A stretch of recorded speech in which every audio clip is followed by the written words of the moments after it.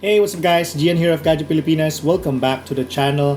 For today, I'm going to show you what you can find inside the box of the Vivo V19 Neo. So ito ang pag-uusapan natin. Nagpapasalamat nga pala kami sa lahat ng sumusuporta sa TechMouth at lalong-lalo na sa Gadget Pilipinas. Thank you so much guys. And syempre, to sweeten the deal, sabi nga nila, no, I'm going to give away something for the month of June. Just in case you missed it, we're giving away a PLDT prepaid Wi-Fi. Details on how you can win is in the description down below. So ito yung Vivo V19 na box. At ngayong araw na to, pag-uusapan natin siya. And there are things that I'd like to point out for today. But first, we will be unboxing this. As you can see, we haven't even unboxed this yet. But we have here the official spec sheet of Vivo V19 Neo. This is one of the variants of Vivo V19.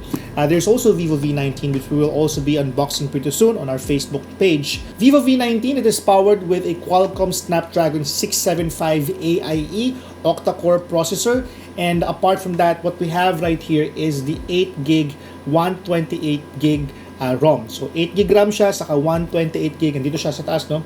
128GB internal storage.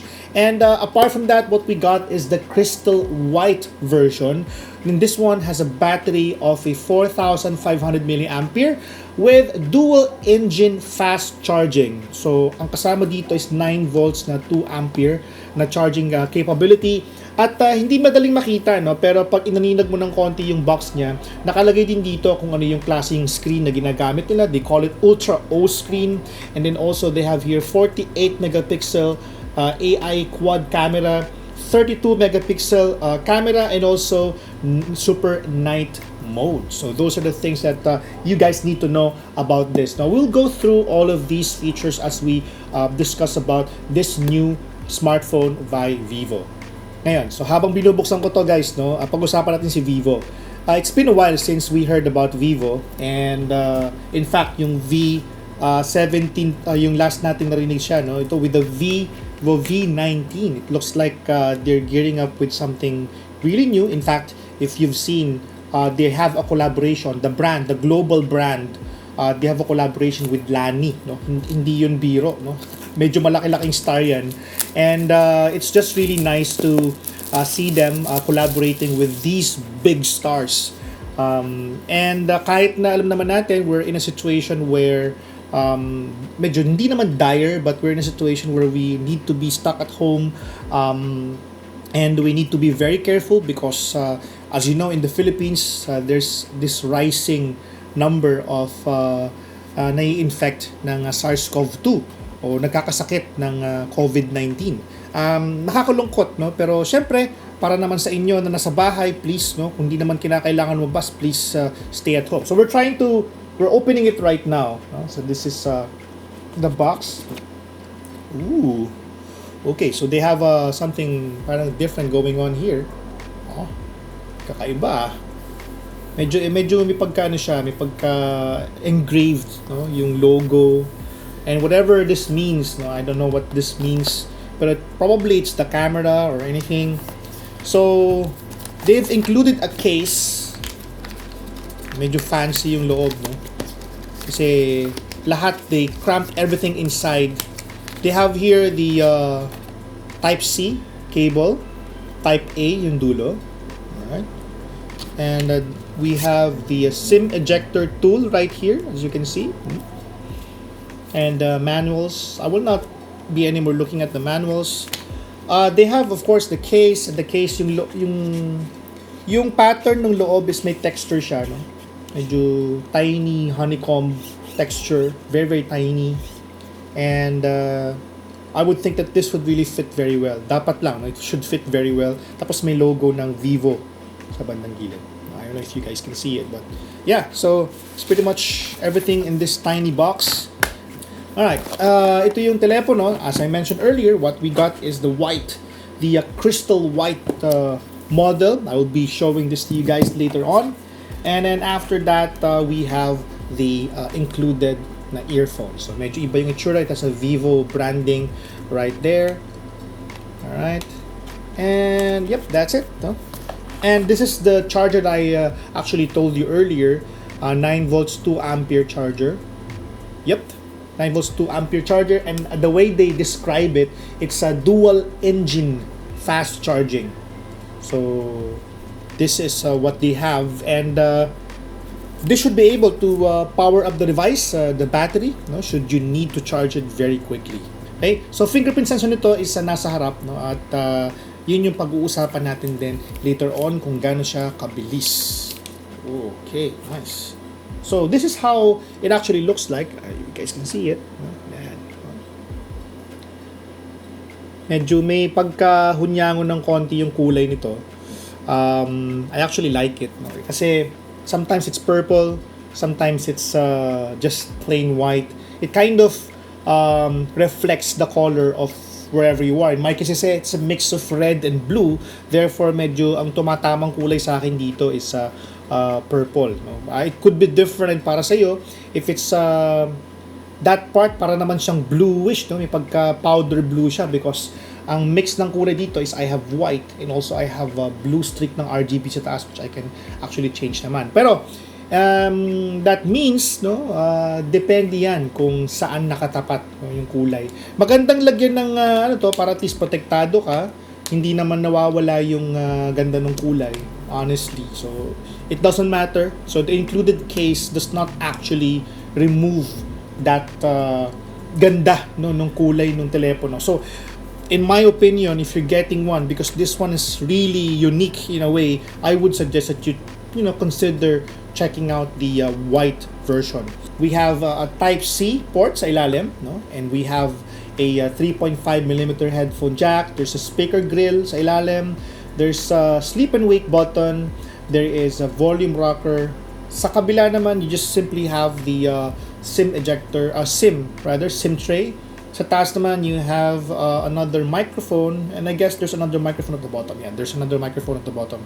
Now, again, the intention or the reason for having two microphones is for noise cancelling purposes. Okay, so kumbaga parang in a way binabalanse niya yung microphone para na sa ganun ay pagdating nung pag yung kausap sa kabila, no, hindi siya maingayan doon sa environment kapag kausap ka. Okay? So, ganun yun. You have a 48 megapixel plus 8 megapixel wide angle, plus you have a 2 megapixel bokeh, and then another 2 megapixel for macro. Yan. And there's also a flash right over here. Now, there's a Vivo branding, and very subtle yung design niya, very minimalist.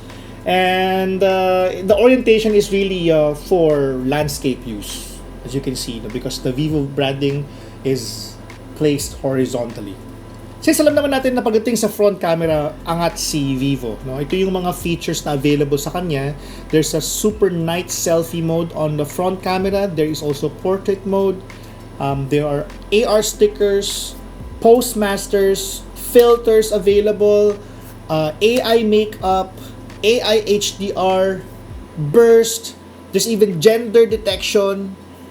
Now, since we haven't actually used the phone too much yet, there are three things that I would like to focus on this device. Okay, one is Funtouch OS, and that's the first thing I would like to talk about. The second one would be the Snapdragon 675 processor in the Vivo V19, and the other one would be the cameras available. Now, the first thing we need to talk about is the Funtouch OS. When we talk about Funtouch OS, we're talking about the application that sits on top of Android.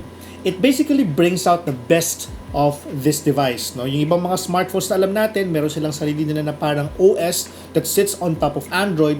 This one has the same thing. Funtouch OS, as I mentioned, brings out the good things of the smartphone. In this case, this one has a 32 megapixel front camera and a lot, no, 4 quad cam AIs at the back. Now, if you only have the stock camera of Android, that's okay. But what Funtouch does is that it even brings out the good things about the camera. Meaning, merong mga features which I mentioned earlier na hindi available dun sa stock na nilalagay nila with the third-party software or camera software through Funtouch. ito yung reason kung bakit yung front and rear cameras merong AR stickers, meron siyang selfie modes and everything. So yun yung dahilan kung bakit meron ito na ganung mga features. And not only that, no, even security, even how the home page or home screen rather looks, everything is basically made better by Funtouch OS. And for the most part, no, you guys may probably be looking at some even gaming functions available on this smartphone. Dito mo rin siya makikita, no, via Funtouch OS. Alright, so next we talk about the processor. This one is packed with a Snapdragon 675 AIE, and it's not actually new because we've seen this in Vivo V17 Pro. We reviewed the Vivo V17 Pro a few months back, and it's actually one of the best ones available in the market. In fact, when we reviewed it, nasa more than 220,000 yung Antutu niya. And even at today's standard for mid-range devices, that's actually a good number, right? Now, with the Vivo V19 Neo, I don't think that it could even go lower than that in terms of performance.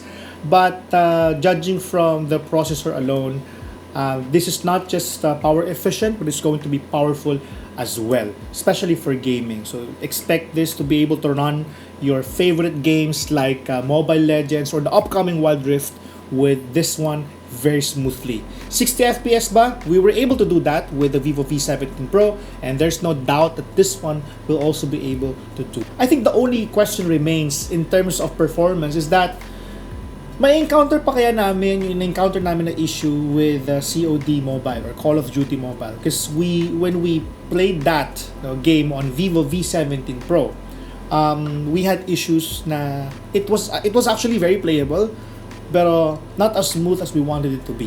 Okay?